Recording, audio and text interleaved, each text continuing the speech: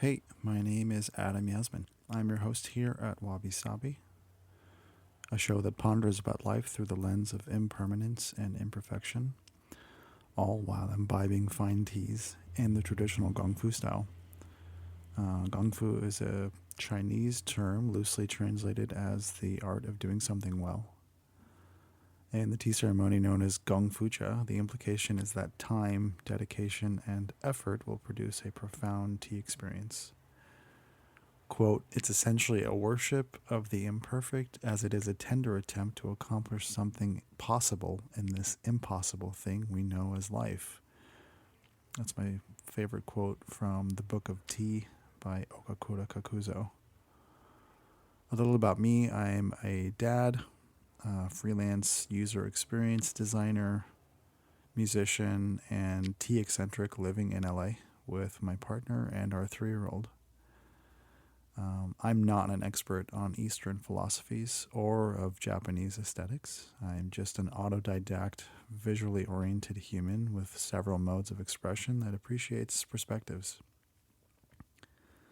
These interviews are conducted with a jazz-like mentality and are all unedited and freeform. Enjoy this week's chat with my friend, model and designer, Reece Ford. I think she's the shit. We discuss a range of topics from routines to families to work and money over snowflake Dankong oolong from White 2 Tea. So please take a listen and feel free to subscribe or not and offer feedback through a review. Thanks.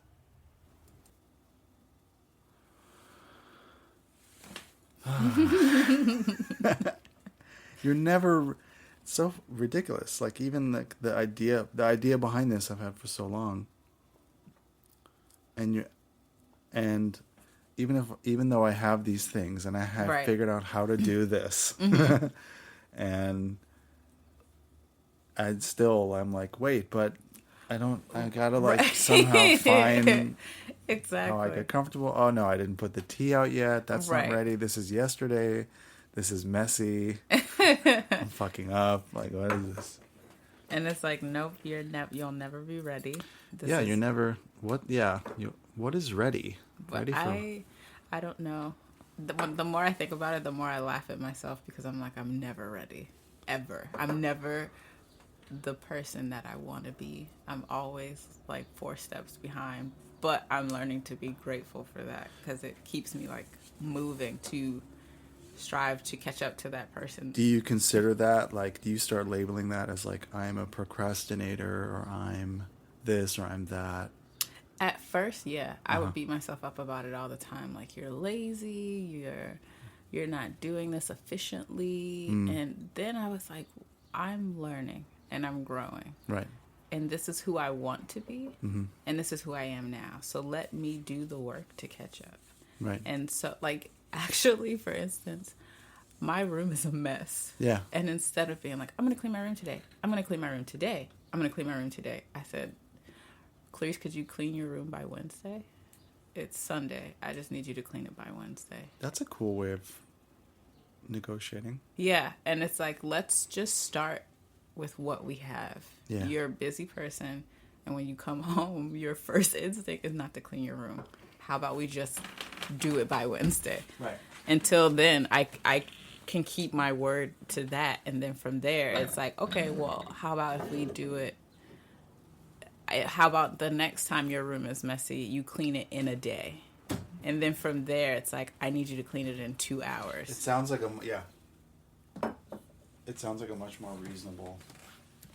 Yeah, I was making way too many unrealistic expectations for myself. Yeah. And then being upset when I did it to the world and then it didn't respond the way that I wanted it to. Yep. And I was like, well, I'm not even keeping my own word to myself, so how do I expect the world to respond to me in a timely fashion? It's even more interesting to interrelate those, like to make a connection there.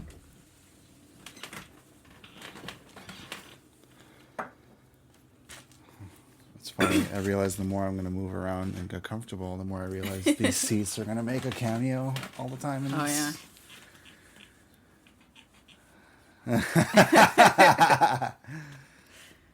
You got this. You got this. Yeah.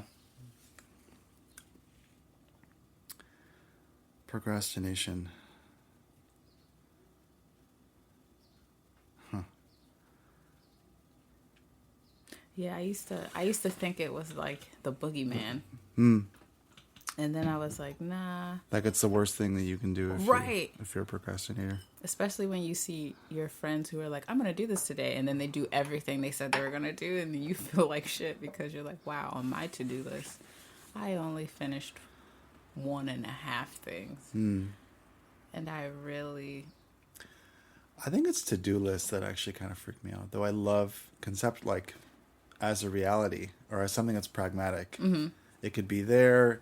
It helps me get the things off of my mind. It's on paper or it's on screen or Mm-hmm. whatever it is. But actually executing stuff like that kind of like trips me out. Yeah, I had a friend who just taught me to brain dump everything. Mm-hmm. And that helps because I see everything I need to get done and I don't necessarily confine it to the day. It's like what I need to get done this month. Sure. What I need to get or done. this week or Or something. this week. And so then I look at it and then I look at the week and I'm saying I'm also, let me back up. I'm also just now trying to get a proper routine like of what I need to do when I first wake up, and because I'm so used to working a 9 to 5, this is the first time in my life I've never had to do so. You're kind of, you're sort of unmoored there.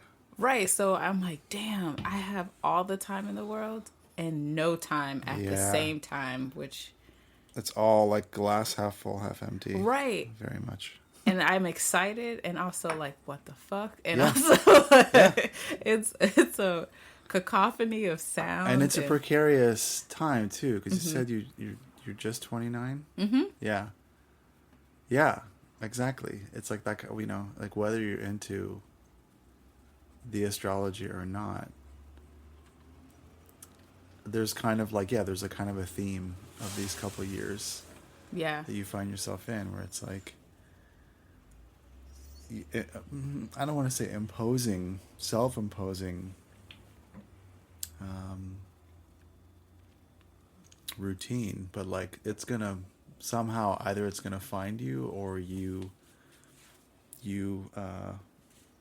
self-motivated to create something like it, Yeah.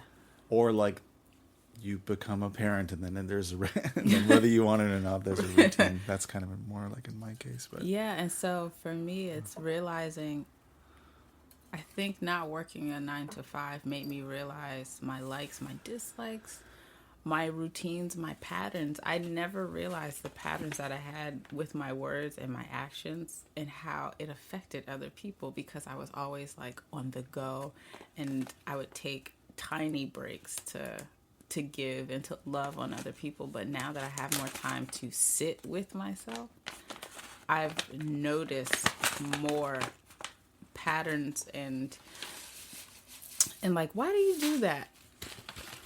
Why did you settle for that? For example, I went to a bar the other day and I told my friend I wanted a club soda because I didn't want sugar. right. And then when I told the guy, what type of sodas do you have? He was like, I have Pepsi or blah, blah, blah, blah, blah. Like all the sodas with sugar. And I Yeah. was like, I'll take a ginger ale. But my friend was like, you just just said said you you wanted wanted a club club soda. soda. And then I was like, yeah, why did I do that? That wasn't what I wanted. And so I've been really diving deep into who I am, why I do the things that I do, what am I afraid of, why am I afraid of it? And it's good to have this time to myself to discover those things, but I also think I'm not afraid to answer those questions anymore. Whereas before I would sweep them under the rug and put them in the closet, and then I realized looking at my own family and their patterns that when you do those things later in life, it shows up as like anxiety and the way that they don't come to terms with things that have happened in their past. And when you try to acknowledge it, I've realized why people get so angry and just like shut down immediately when they're triggered by a certain thing. And I was like, oh, I can't. I was like, when I realized that part of myself, I just immediately was like, you're not going to be that person. I need you to face whatever you're afraid of or you weren't trying to address, because by the time you're 50, I need you to have your shit together. I need you to own who you are, your mistakes and all. But what we're not going to do, Clarice, is sweep anything else under the rug. I need you to acknowledge it, give it power, or let it die. But we're not going to carry all this baggage with us. When did you start consciously strategizing like that? When my parents opened up our home to foster children, I would say, and that So was relatively early on. Yeah, I would say I was about 10 or 11 when they started, and I was so against it. I remember, because I was the only kid left in the house. I have two older brothers, and so they were off doing their thing. And I just remember my parents, when they sat me down, and they were like, we're going to have, like, girls and guys your age coming to the house, because they need, the way they proposed it was they need love and they need family. And I was like, cool, I need that too. From you guys. Right, from you guys. I don't really think that needs to be shared. Right. And did you express that? Oh, yeah. Okay. I was like, I don't want a stranger in my house. I don't know them from jump. And I was like, that is so stupid. Like, for me, I didn't understand why I needed to help somebody else that probably, in my mind, I was like, they probably got themselves in trouble to get them in the position that they are in now. Right. And it wasn't until, and I thank my mom for this, she would tell me their stories. She would tell me why they were in the situations they were in before they got to the house. And also why they're inviting them over. And exactly. And it humbled the heck out of me, because I would sit there and say, holy crap, someone my age went through that? And they're still here. Yeah.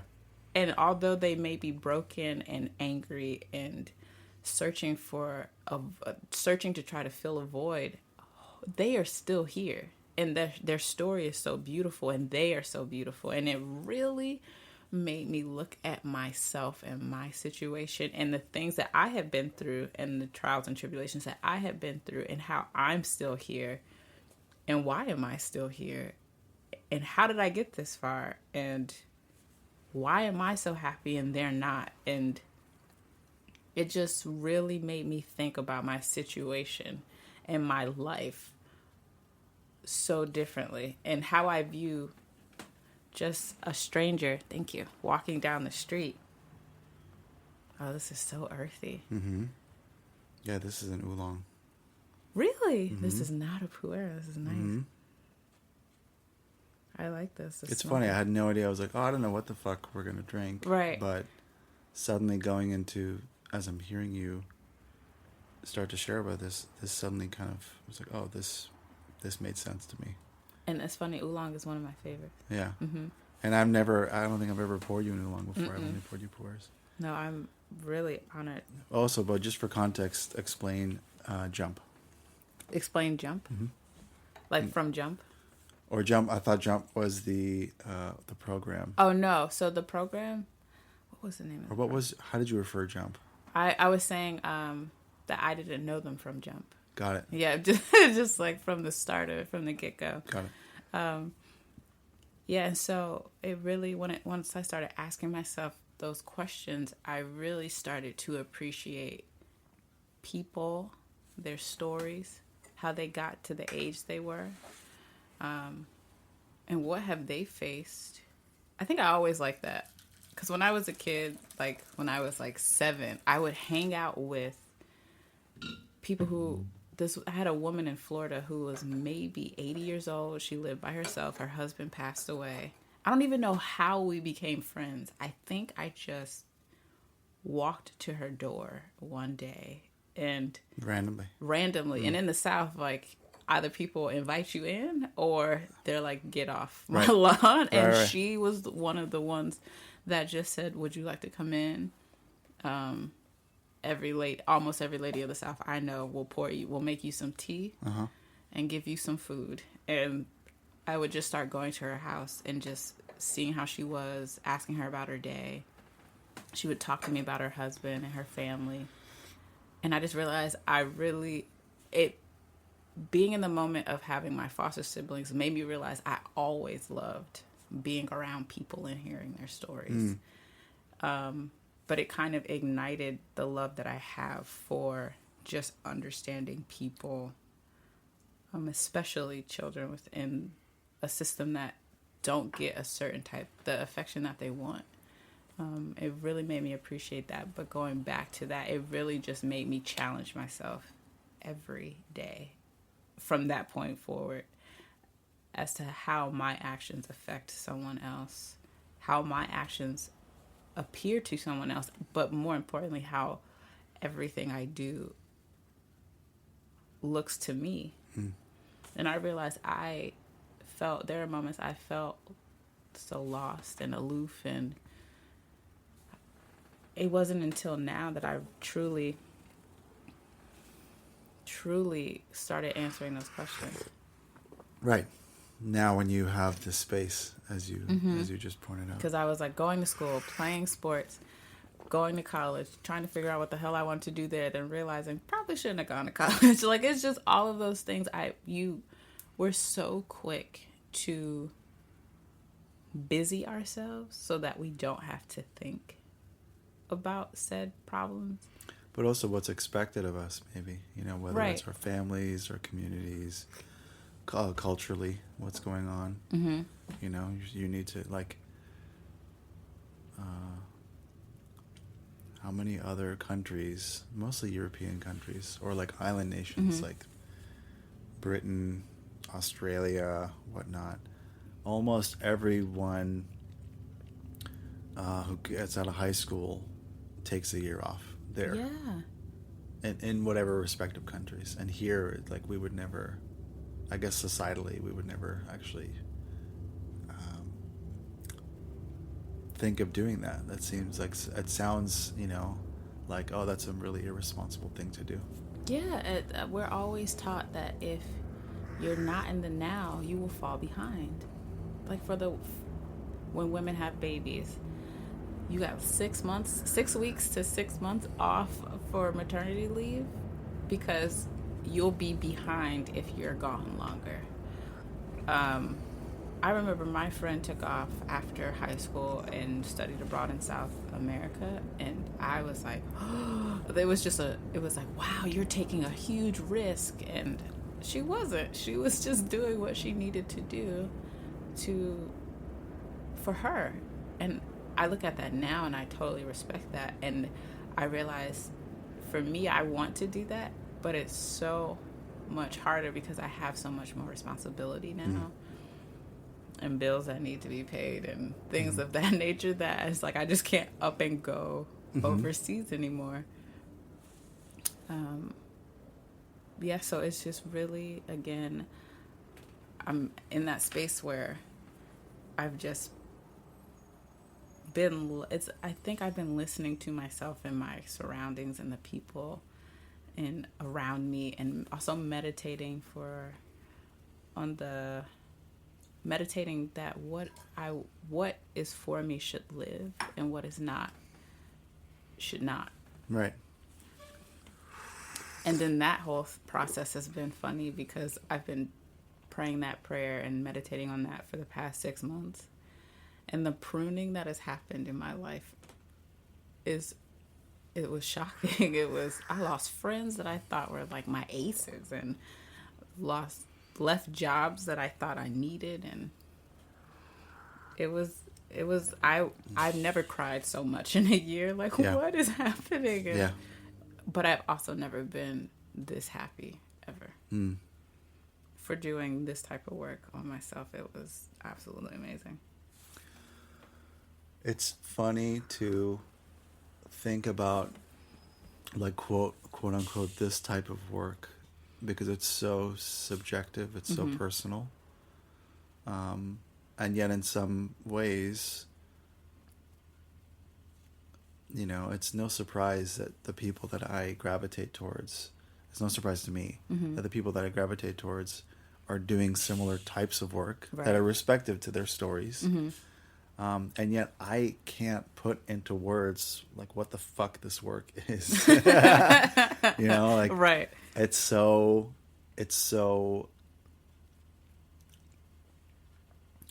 like timeless. Yeah, it has to do with like looking back and like processing whatever childhood or like family stuff. But it's also like where you are at now and what you're doing and taking stock in how society looks. Right. I mean, even throwing these words out about it now, it just sound kind of construed and ridiculous. But uh,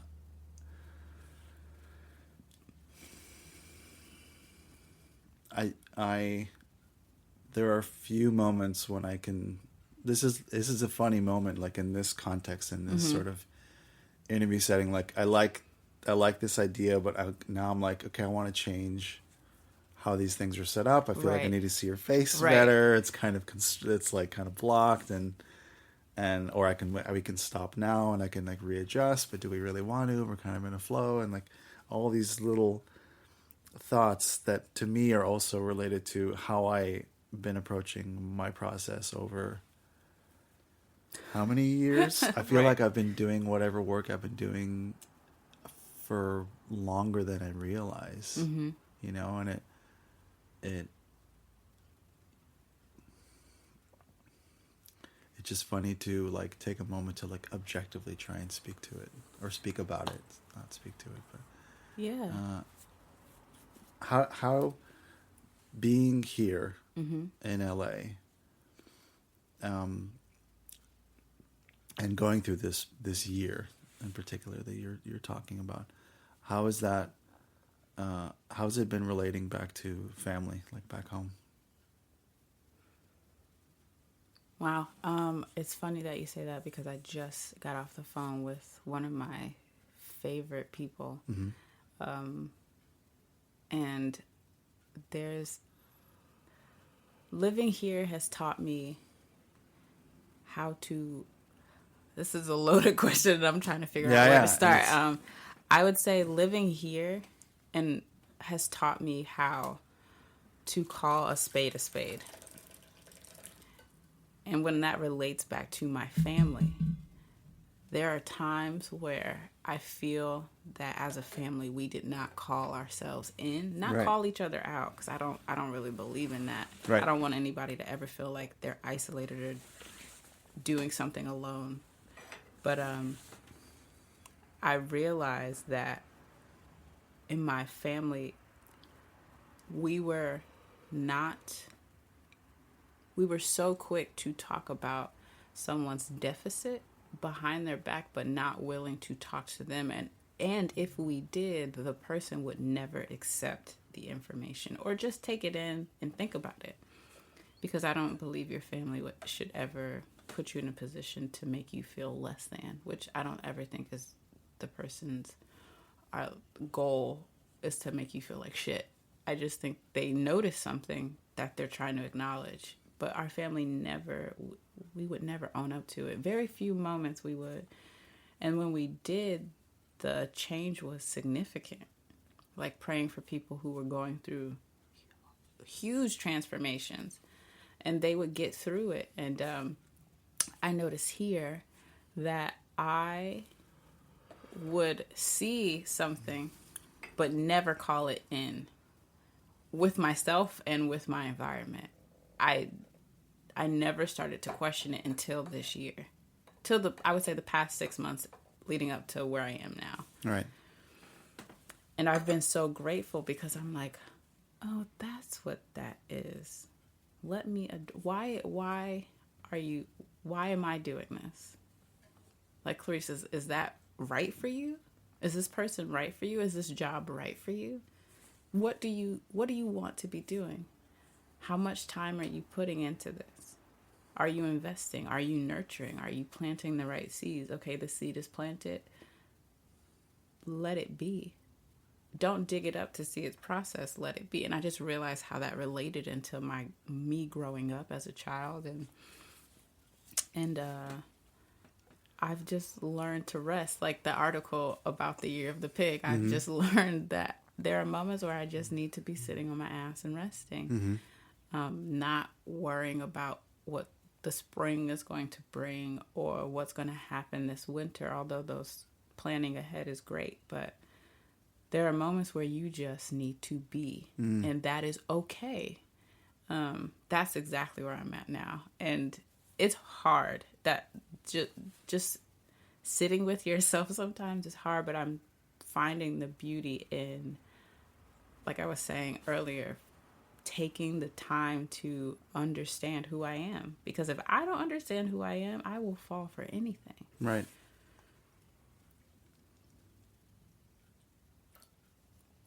What about you?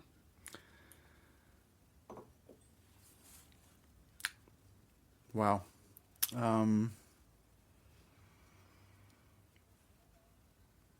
Yeah, that process for me never stops. You know, I could definitely relate to that process. Thank you. Um,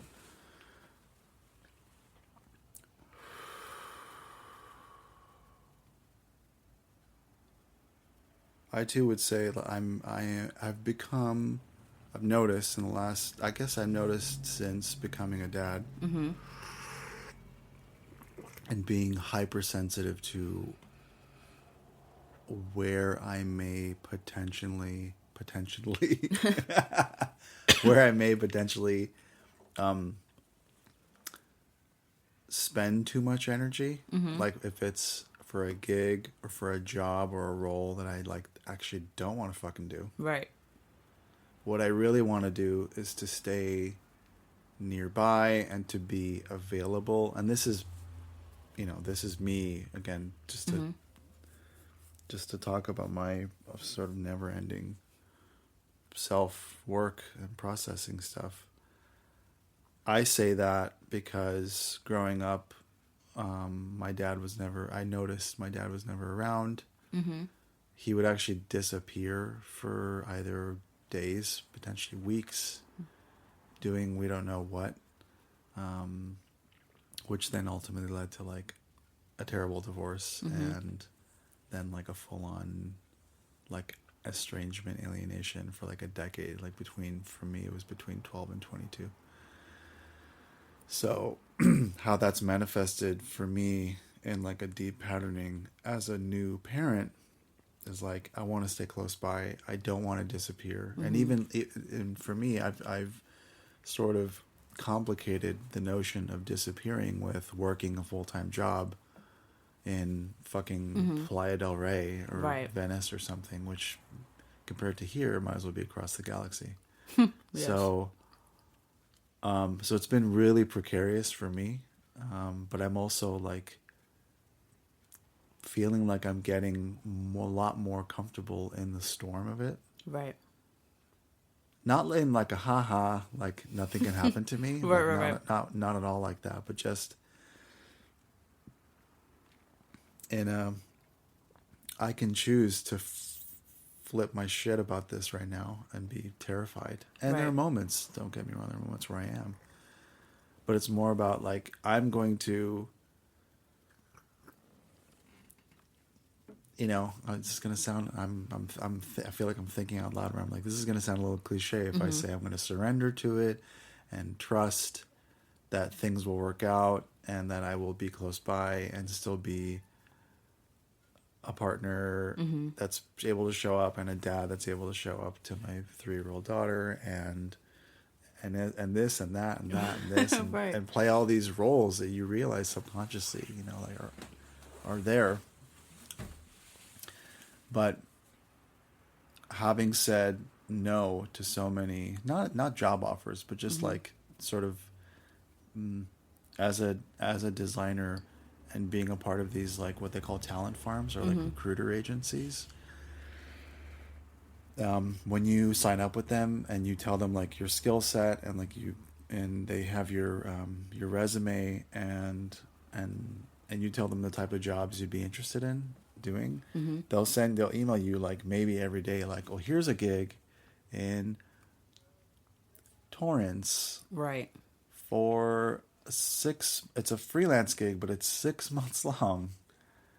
and it's going to be on site, and here are all the things that we need. And it's like, my first, 9.5 out of 10 emails like that. I'm like, no, I Right. don't want to go to Torrance. I don't. And now it's even deeper than that. It's like, I ethically can't work for so and so company because I don't want to basically have to like shit on my own ethos or ethics Right. just so I can survive. Right. And so it's a really strange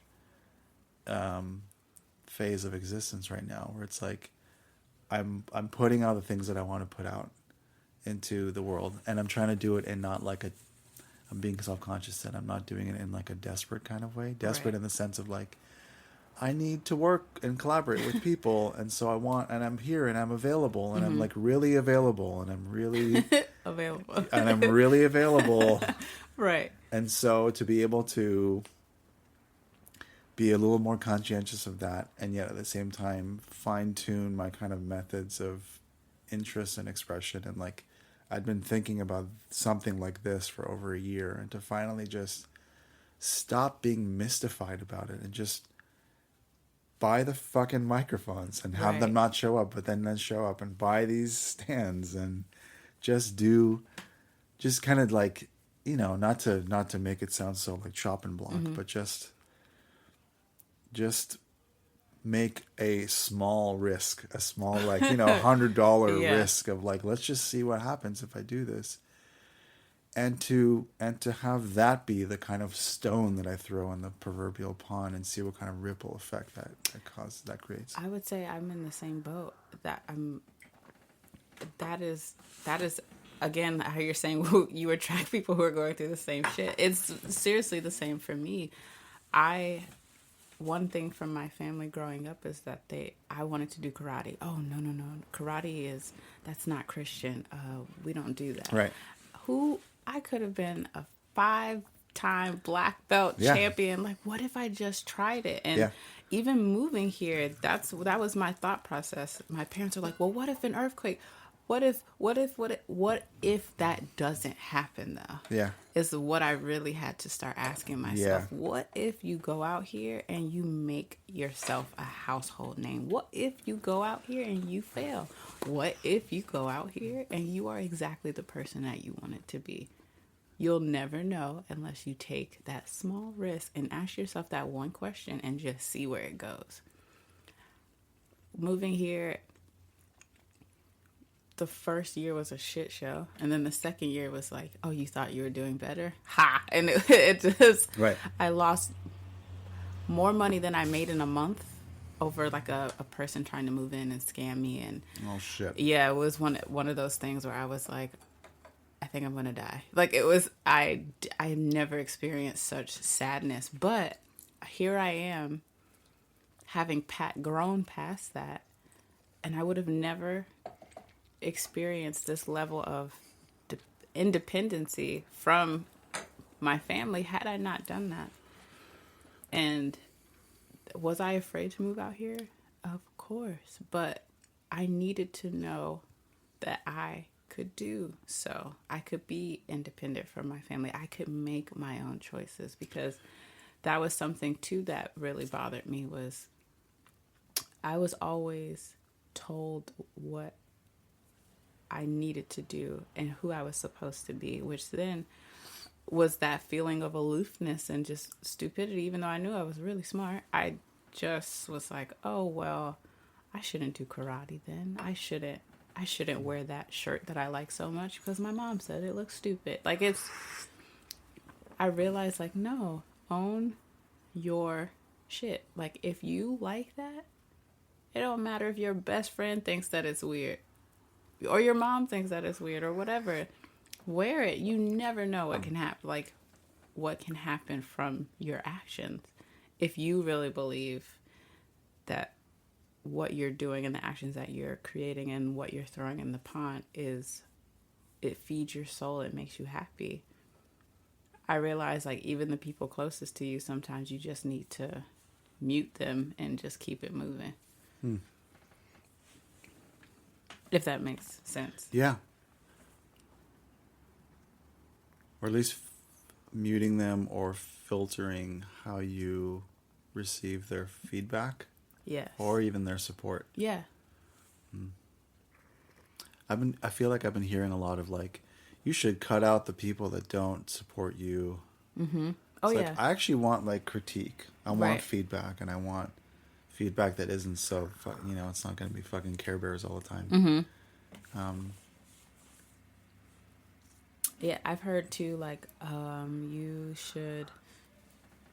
shouldn't have people that don't understand or don't make the type of money that you make telling you what to do. And although I do agree with that to a degree, I also sometimes they're the people that you want to reach. So them telling you something can spark or ignite the next best thing that can happen to you. And so I do take things with a grain of salt, good or bad, because I never know where they're going to lead me. But at the end of the day, it's really what feels right to me is what I have to say. It's like, and if I start to feel sad, I ask myself, why are you going here? I'm not telling you not to be here, but what was just said made you like retract and like feel sad and go into this place? Or why are you so happy? Especially if things aren't going right, why are you so happy? Because those are, when you start to dive deep, you really start to understand what makes you tick and what motivates you. And then I can address those things and celebrate those things. Yeah. Which I'm still learning, because sometimes I'm like, I think you might be crazy. The things that make me happy, I had someone tell me off. It was a job I wanted to quit, and when it came time to quitting, it just ended horribly. It did not end in any way that I thought it should. right, so you imagine it should end a different way. Right. Yeah. And so when it did end, I remember calling one of my mentors here, just like boo-hoo sobbing, like, Yeah.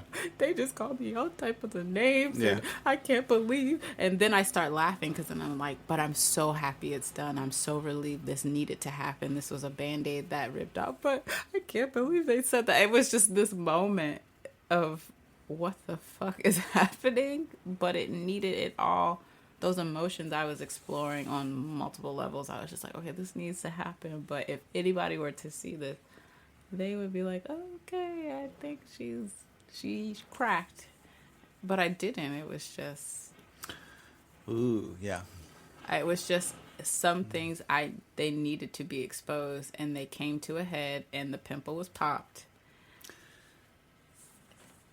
And that balance of pressure and relief is what I was feeling. Or release, too.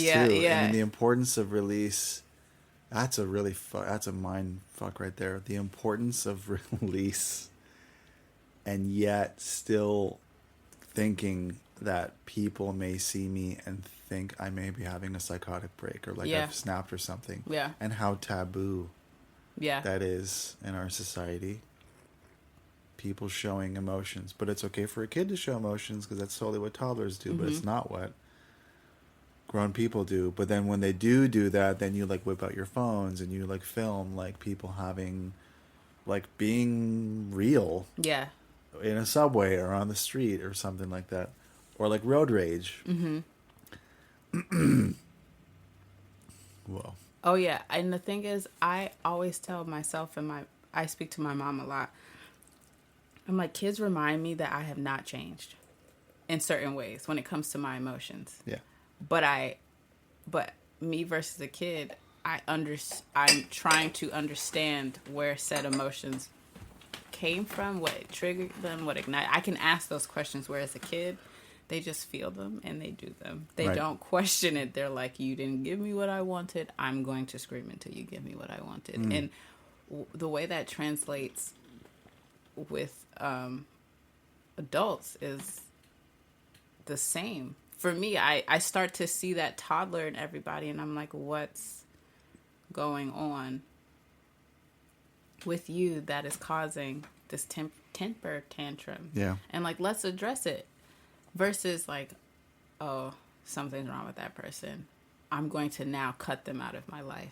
I'm always just like, no. Something's happening with you right now.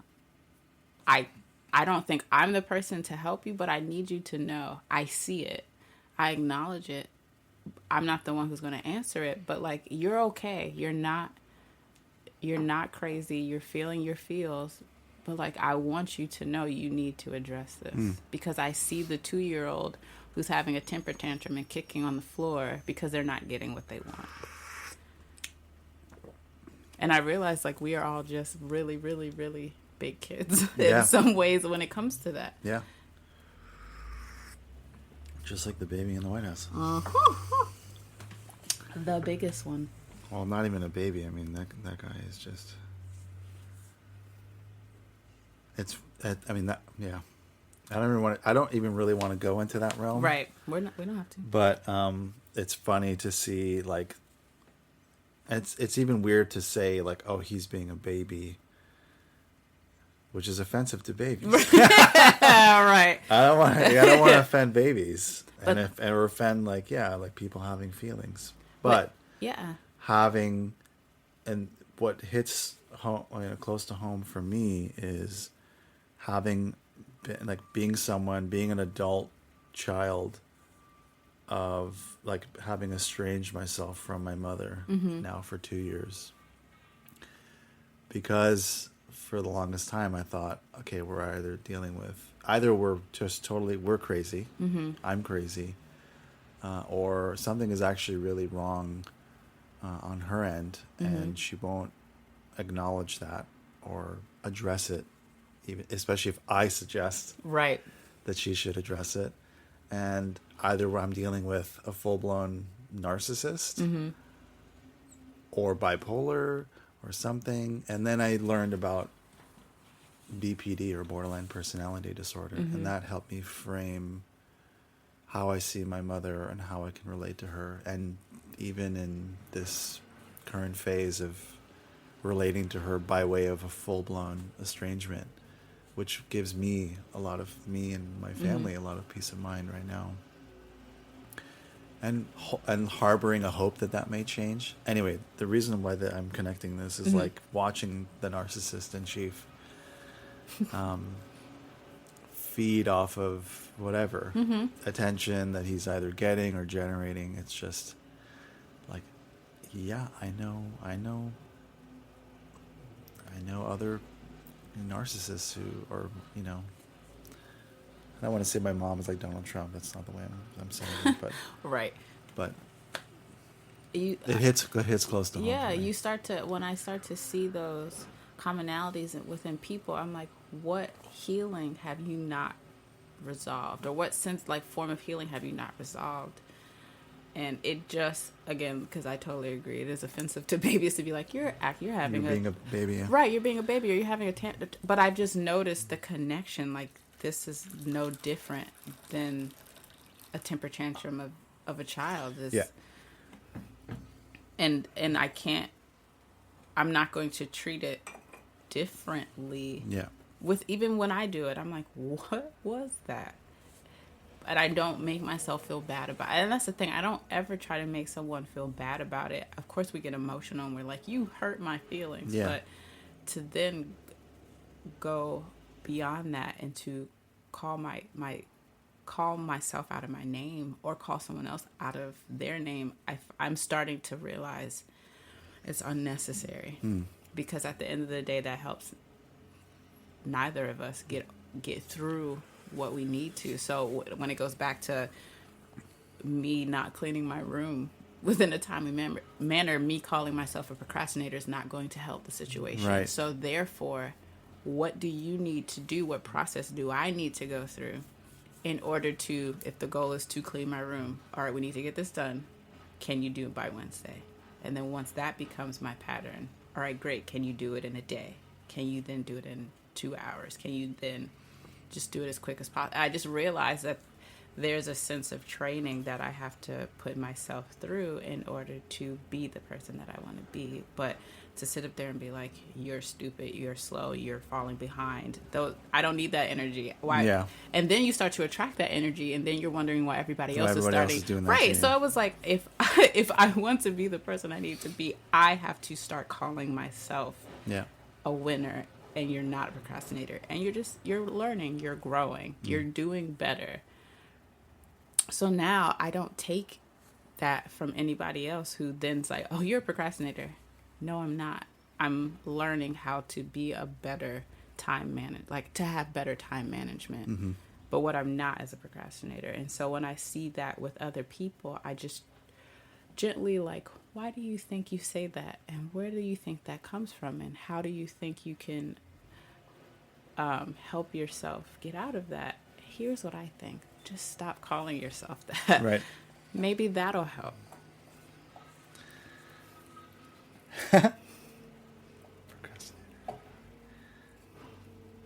I wonder, is this something I've actually been thinking about asking you for a while? Mm-hmm. As someone who I observe, Mm-hmm. and this is just subjectively observing, as someone who has multi-talents or has multiple modes of expression, how do you experience that in the world? You know, it's like if someone asks you that cliche, like, so what do you do? Or what are you doing? Or what do you do for work? Or what do you do for money? How do you, and not like what's your response, but just how do you dial that in? I would say before I would tell that person what they wanted to hear.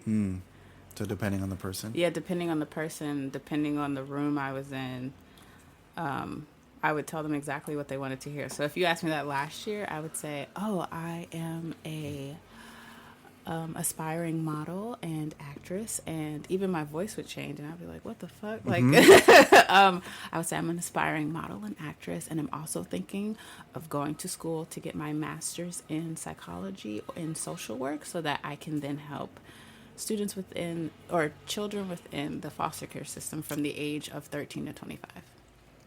And people will be like, wow, that is amazing. You are doing God's work, and it sounds like you have a lot on your plate, which then became overwhelming when I started hearing that, because I was like, holy crap, I am doing all this stuff. And I would have mentors being like, so where are you starting? What are you doing? How are you going to do that? And then I would start questioning my own path, because yes, I do already do all of these things. I am already this person, but I started doubting who that person was. And so I think my response now is a little more to what I think my response now is more along the lines of, I model and act, and with that extra time, I'm allowed to give and love in ways I've always wanted to. And how that looks is my love for children, especially children who have not received the love that they think they deserve. I'm able to show them how to love themselves and also heal their wounds, because I feel that healing, learning how to self-heal, something that we already do subconsciously. Like our bodies do it when we fall down, we heal ourselves, I think. But on a mental level, we forget that we can do that as well. That is what I do. I try to help people understand that they can heal themselves, as hard as that may sound. So that is one of the things that I do, and I'm always growing, so that answer will always be changing at the same time. Yeah. But right now, that's what it is. It's like, yes, I do this to make money, but the back end is I want to help people, in a sense, get over themselves and get over their own hurdles, so that everybody can walk outside and be like, I am the shit. And everybody's like, yes, you are. Mm-hmm. That is really my goal. I want everybody to be so proud of who they are. Where do you think that comes from? Does it speak to the experience of being at home and your parents saying we're bringing these kids in. Does it speak Yes. to earlier to that, after that? I would say it speaks to me. Mm. It speaks to the people that I see every day. Mm-hmm. It speaks to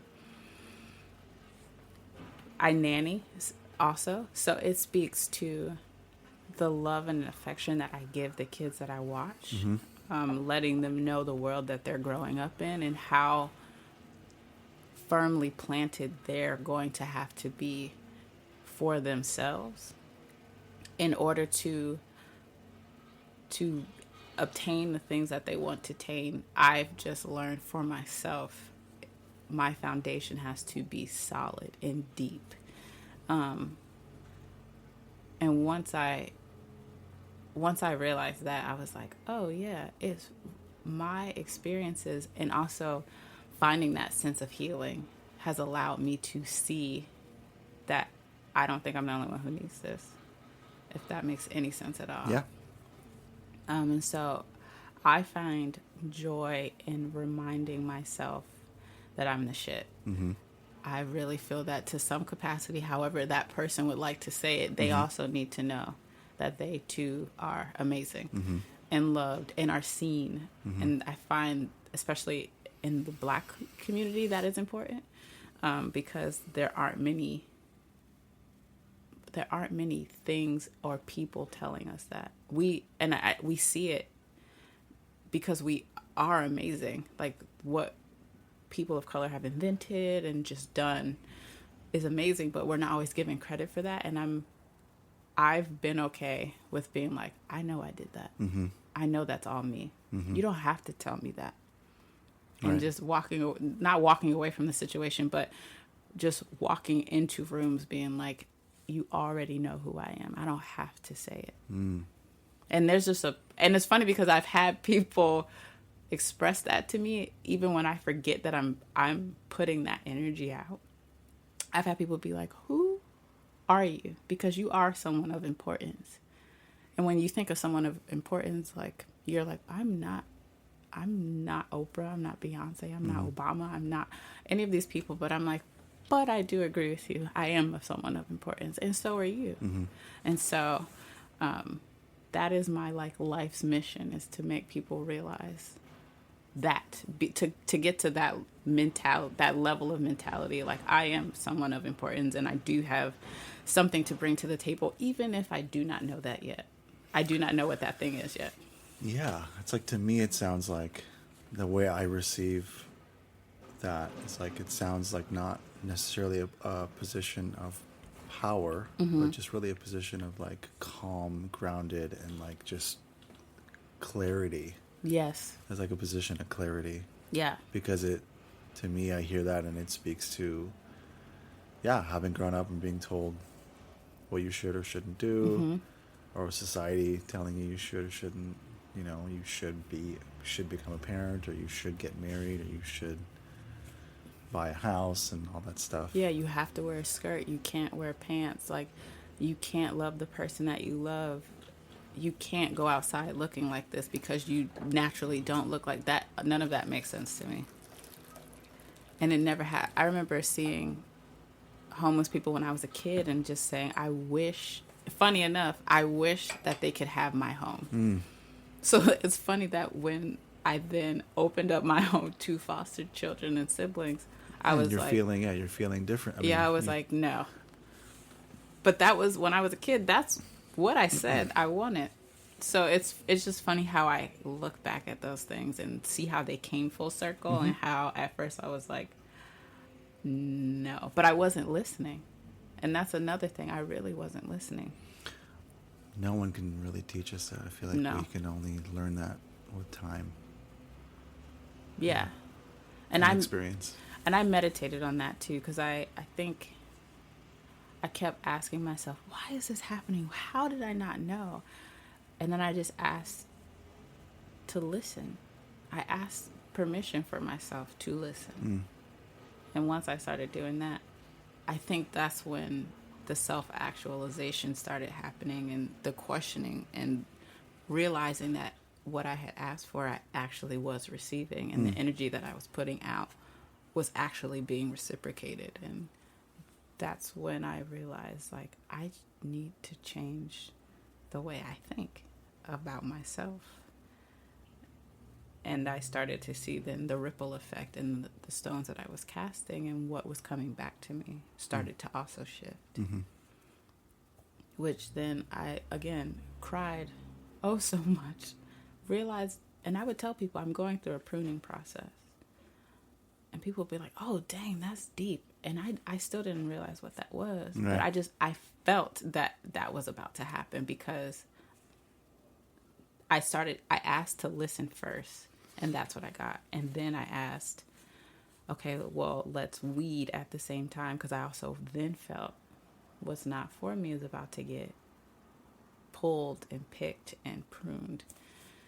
And so now I'm like, okay, now I'm in that state like we talked about. I need to rest, because I just went through a lot. And next year is a whole new year. Oh, yeah. It's a whole new 12-year cycle and all that stuff. And so I was like, oh, okay. And just coming to terms with that and being happy about that. And I've just seen a shift even within, like I said, the past 6 months. And I know the next 6 months I'll see another shift. So it's been a beautiful experience that I am very proud of myself to have gone through, because I think I could have very easily shut down and just been like, this is my life now, and just stopped growing and stunted my own growth. That awareness of self-sabotage, Mm-hmm. or the potential for self-sabotage. Mm-hmm. Yeah, that gets, Mm-hmm. that gets very real Yeah. as you keep going. What do you think you've done to get out of that cycle of self-sabotage, or what are you doing now to combat that? Well, I feel like I have a leg up on it because I've on one hand cut the source of toxicity in my life, which was my mother, and also like consciously partnered up with someone whom I care deeply for and who challenges me. I always knew that I was never signing up for like a walk in the park. That things, relationships are work, friendships are work. And case in point is similar to like what you said in the beginning. People have faded away, and some people are like there to the end. Right. And I know who those people are, and yet I don't know absolutely that those people are going to be there, but Right. I have my intuition. And so, and really my leg up right now is being a partner and a parent, because I give myself less time to hamster wheel, because I'm good at hamster wheeling. Right. I've been good at hamster wheeling. I feel like my 20s was just basically a series of hamster wheeling. Oh, I know that all too well. I don't want to pursue anything academic. I don't want to go to college. I want to go to music school. I did 9 months of music school. No, fuck music school. Right. It's terrible. It's all a big dick contest. Like, not interested. Like, I've refined my process of saying no to things, not because I'm a negative person or a cynical person, but Right. because they just I really know I'm not going to be in there, so, and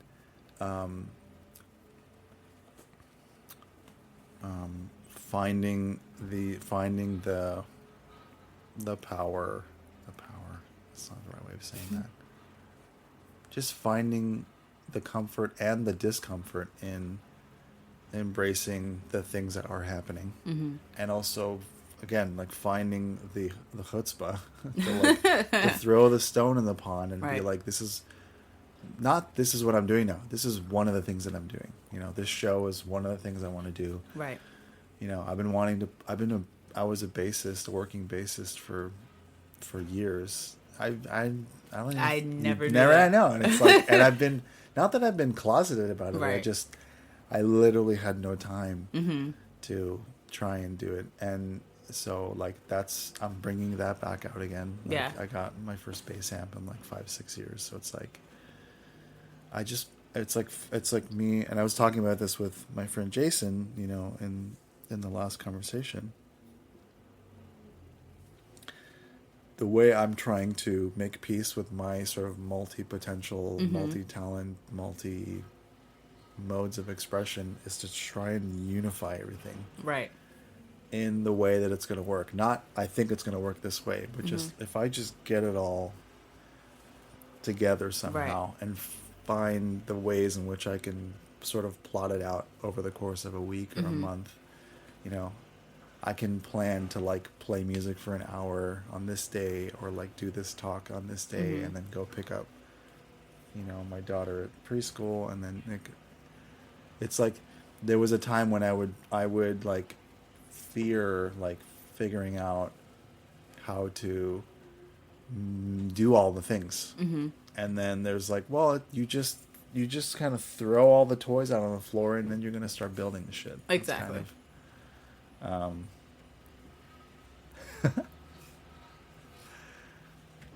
and I want to keep talking, and I do have to go to preschool. No, totally Yeah. understandable. This has been a great experience because even through talking things out, I've noticed new patterns that I hadn't ever really talked myself through. So I do thank you for that Mm-hmm. and asking the questions that you did. This is really, really great. Yay. And I can't wait for like the next one. Or just like Yeah. thinking about other opportunities to like Mm-hmm. speak Yeah. and This. share and like or tell a story or share a thing that happened Mm-hmm. or and do it like either in this room or like in a park or in another context. I even want to try like getting like a mic that I can hook up to the phone or something, and we could like go on a Yeah. walk around the lake or something and see how that works. Yeah, that would be great. You know, because I feel like in the whole spirit of like, I still don't know why I chose the name wabi-sabi, because not that I even have a strong grasp of the concept. Mm-hmm. I feel like I get it internally, or like my gut response is like, oh, I love, like aesthetically, I love symmetry just as much as I love asymmetry, Mm-hmm. or like this notion of perfection versus imperfection. So the very fact that I called it wabi-sabi is like, well, I don't know what the fuck to call it. So I'm just going to put that there Right. as a placeholder. Mm-hmm. But, you know, my worry, I think in the beginning was like, I want to talk to everyone about everything. Mm-hmm. Whether you're a parent or not a parent, or you're a musician or not a musician, or an entrepreneur or not an entrepreneur, all these things I don't want any subject to be like far out or Right. like find myself, because all the shows that I like are like, we talk about, Mm-hmm. or like, you know, the show about, what have you. Now Right. for some reason I can't think about it. The show about money or the show about this. But Yeah. but to talk about everything, but maybe the touch point can be the wishy-washiness of everything, which is how I understand wabi-sabi. Yeah, and it's funny because that's how I understood it. Yeah. I was like, oh, we're going to talk about like a goulash of Oh, things. yeah, This exactly. is going to be great. And that's how I explained it to a friend of mine she was like, what are you going to do today? And I was like, I'm going to go on my friend's podcast and we're going to talk about life and the good and the bad over tea. And she was like, wow, that sounds amazing. I was like, it is, because we already have those conversations every time we meet. So I was like, I'm really looking forward to this. And my friend was like, I think that's exactly where you need to be.